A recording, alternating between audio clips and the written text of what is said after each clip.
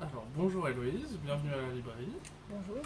Tu viens pour nous présenter La Fabrique des Corps, donc si je dis pas de bêtises, son premier album Ma première bande dessinée, ouais. J'ai fait un album jeunesse avant, mais du coup c'est plus un peu hors sujet, quoi. hors sujet. Donc c'est chez Delcourt dans la nouvelle collection Octopus, c'est donc le deuxième album de cette collection.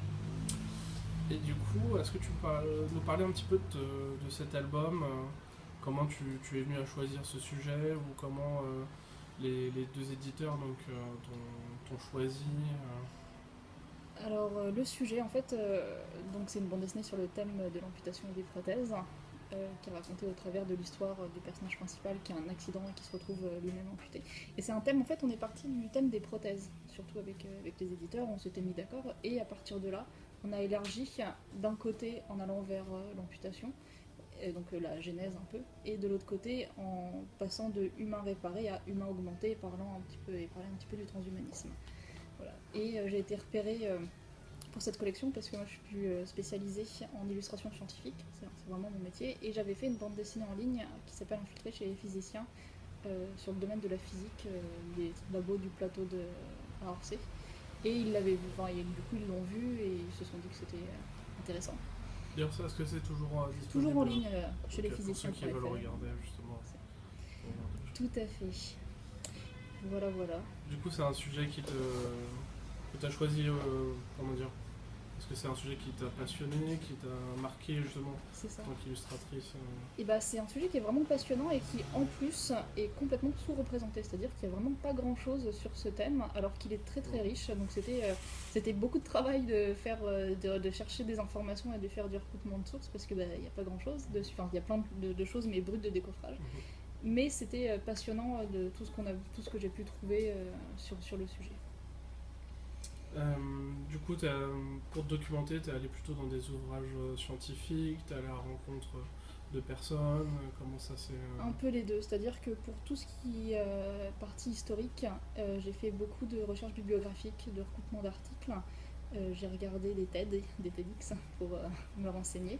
J'ai rencontré des scientifiques pour notamment la partie sur le membre fantôme qui donc touche au cerveau. Là, j'ai vraiment eu un référent scientifique qui a validé les informations, qui a relu, etc. Et j'ai rencontré des gens de différentes associations, des associations de personnes amputées et aussi de l'association des transhumanistes de France pour la quatrième partie, puisque j'avais lu beaucoup d'articles, mais j'avais aussi envie d'aller me renseigner à la source sur ce que eux, comment ils présentaient ce que c'était le transhumanisme. D'accord. Voilà. Du coup, tu as abordé le sujet du transhumanisme à travers le côté plus scientifique ou le côté aussi un peu fictif J'ai essayé de faire la synthèse des deux thèses que j'avais pu rencontrer, c'est-à-dire ceux qui sont pour et ceux qui sont contre, en essayant de rester moi très objective et vraiment juste présenter ce que j'avais reçu comme information. Et plutôt, je dirais, scientifique, hein, a priori. pour, pour parler un peu plus de ton travail. Comment tu es venu à la bande dessinée ou à l'illustration Bonne question. J'ai fait des études d'illustration en fait, ceci explique cela. Après le bac, j'ai fait des études d'art appliqué, notamment j'ai fait un DMA, un diplôme des métiers d'art à l'école Estienne, et c'est là que j'ai touché la bande dessinée pour la première fois. J'ai trouvé ça vraiment formidable comme médium. Et après, quand j'ai fait la formation de design d'illustration scientifique, j'ai voulu réutiliser ce que j'avais appris pendant ce DMA au service de la communication scientifique. Et donc faire de la bande dessinée scientifique. D'accord. Et du coup, tu as réalisé cet album en même temps que tu travaillais sur de la communication ou tu t'es consacré pleinement Alors, pendant la période de recherche, j'ai pu continuer à faire des petites piges, notamment des illustrations pour des magazines scientifiques, mais pendant la période de réalisation, là, je me suis concentrée à 100% sur ce projet parce que c'est lourd quand même, hein, c'est du boulot. En plus, c'est mon premier album, donc ça a été, je pense, encore plus de travail au niveau de stress, est-ce que je vais y arriver, comment est-ce qu'on fait une vraie BD, etc. Et justement, quand tu étais en plein dans le travail de cette BD, est-ce que tu as trouvé comment dire, une manière de travailler au quotidien en se disant je vais faire tant de pages par jour, je vais d'abord faire des crayonnés, puis passer à l'ancrage C'est ça, en fait, j'avais fait le storyboard en amont, vraiment, après, donc scénario d'abord validé, storyboard validé, et après j'ai fait les crayonnés. aussi quasiment tout de suite. Enfin, je les avais tous terminés avant de passer à l'ancrage. Et après, j'ai pu passer dans vraiment une phase de production où pendant des mois, j'ai fait que ancrage, couleur. Enfin, j'ai pas fait tout ancrage et tout couleur. Par contre, j'ai monté ancrage et couleur au fur et à mesure. C'est-à-dire que je terminais une partie avec couleur finie et après, je commençais l'ancrage de la seconde partie, finissais la couleur, etc. D'accord. Et du coup, ça t'a pris combien de temps de réaliser cet album? Avec la période de recherche scénario, c'est 1 an de travail à peu près. D'accord. Et toi, pour le dessin, est-ce que tu as des auteurs qui t'ont, tout au long de même ton apprentissage, qui t'ont marqué, qui t'ont inspiré? Alors oui. J'aurais dû les noter parce que dans ce genre de situation, j'ai toujours toutes mes références graphiques. J'aime beaucoup, j'ai des classiques que j'aime beaucoup comme McKay, l'auteur de Little Nemo, qui est vraiment que j'adore. De manière plus contemporaine, Benjamin Adam, Nicolas Prel, ce genre d'auteurs. Enfin, il y en a vraiment tellement. En plus, c'est des gens qui font pas du tout. La plupart du temps, les auteurs que j'aime sont des gens qui finalement font pas du tout ce que moi je fais, comme au niveau du dessin. Donc, c'est des inspirations, mais qui peut-être réagissent pas exactement graphiquement. Pas directement. Pour parler lecture, est-ce que tu as une BD qui t'a marqué dernièrement? Carnet de santé foireuse de Pose-là. Toujours le Z. Que j'ai trouvé vraiment formidable. Enfin, elle est extraordinaire cette bande dessinée.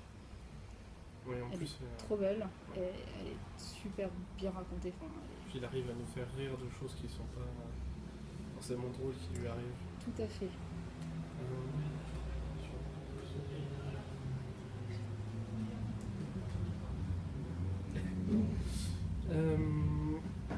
Et du coup, comme tu t'intéresses un peu au transhumanisme, est-ce que tu lis un peu de science-fiction?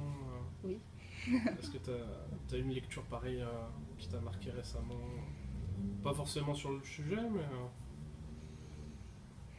Bonne question. Ou sur le sujet, hein, si ça peut te... Et ben en fait, alors pour le sujet, j'ai lu du coup un classique que j'avais jamais lu, qui est Le meilleur des mondes, et que j'ai trouvé vraiment bien aussi. Enfin, c'était un petit peu, c'était un peu trash. Enfin, genre c'est rude quoi. Voilà, j'ai regardé Blade Runner, c'est vachement bien. Finalement, je me suis surtout replongée dans des classiques aussi au niveau des références. Voilà. C'est vrai que dans le sujet, il n'y a pas forcément beaucoup de choses traduites non plus. Non.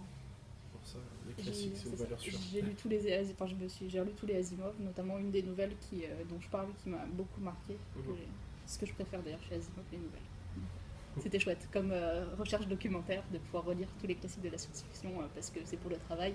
Une bonne excuse. Franchement, ça va.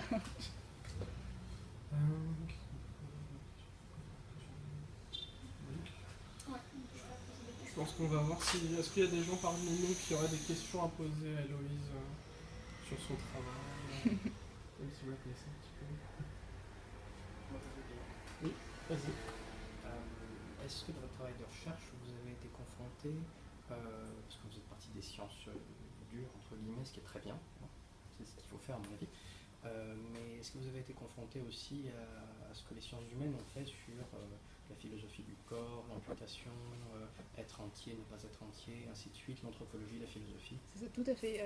Alors j'ai notamment, en allant rencontrer un monsieur qui avait une prothèse bionique qui m'intéressait, j'ai rencontré un de ses amis qui était philosophe, et notamment spécialisé là-dedans, et donc on a pu discuter un peu sur ce que c'était le rapport au corps, ce que c'était d'être entier, de plus l'être, etc. Et puis j'ai lu, enfin ça se ressent peut-être pas complètement dans des parties techniques parce que j'ai surtout parlé de la science dure, mais je me suis un peu imprégnée quand même de tout ce qu'on trouve autour, comme vous dites, philosophie, etc. Afin notamment de parler de l'expérience, enfin de l'épreuve et du côté subjectif. Ouais, c'est ça. Et puisque on a une partie un peu réalité où on suit le personnage sur ce qu'il vit, c'est surtout là-dedans que j'ai essayé de réinjecter ce que j'avais lu.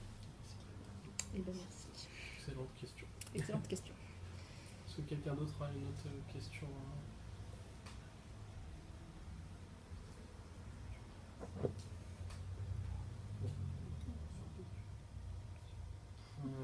Est-ce que tu veux ajouter quelque chose sur l'album qui t'aurait marqué pendant tu l'as fait? sais pas. Pas spécialement. Enfin, Est-ce que tu comptes refaire d'autres bandes dessinées comme ça sur des thèmes un peu scientifiques j'aimerais bien. Ouais. Si, si quelqu'un t'a... C'est ton message. C'est ça, tout à fait. Pour l'instant, j'en ai pas. En ce moment, je travaille dans le domaine de la physique à nouveau. Mais c'est vrai que c'est ce que j'ai envie de faire pour tout au long de ma carrière. Donc, si j'ai des projets, je sauterai pieds joints avec joie dans la science et la bande dessinée. Toujours chez Octopus. Peut-être, j'en sais rien. Avec eux. Avec un peu de chance. Tu t'es fait une liste de sujets qui te... Tout à fait. Je suis prête à leur envoyer. Est-ce qu'il y a quelque chose de prévu après cette bande dessinée directement ou Pas pour l'instant, non. pas pour A l'instant? priori. Peut-être, mais je sais pas. Pose dans la BD.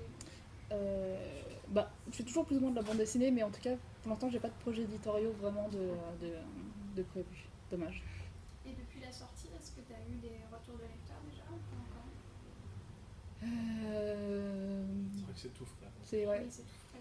pas encore trop. Enfin, j'ai rencontré 2-3 personnes pour des émissions de radio qui m'ont dit qu'ils avaient bien aimé, donc c'est positif. Mais j'ai pas encore trop de retours. Ok. J'avais une question. Dans le contenu finalement du coup que tu as fait toutes ces recherches, etc., est-ce que tu es satisfaite, tu as pu mettre tout ce que tu voulais, est-ce que tu as dû couper beaucoup, enfin finalement par Il y a rapport à tout ça Tellement de choses à dire, hein. C'est l'horreur. J'aurais pu faire 5 bandes dessinées de 300 pages hein, sur ces thèmes-là. Surtout qu'à chaque fois que je présentais le scénario à quelqu'un, il y avait toujours, il le disait, que mais tu devrais parler de ça aussi. Je dis, mais du coup, il y a un moment, il a fallu faire des choix, et je suis quand même restée relativement superficielle dans tout ce que je raconte, parce que comme on parle d'un trajet de l'amputation jusqu'à l'humain augmenté, j'ai pas pu rentrer dans certains détails qui auraient été aussi intéressants, mais eh ben, il faut faire des choix dans ce qu'on raconte. Donc voilà. Non, oui. Bonne question. Bonne question. Il y a encore une question ou deux?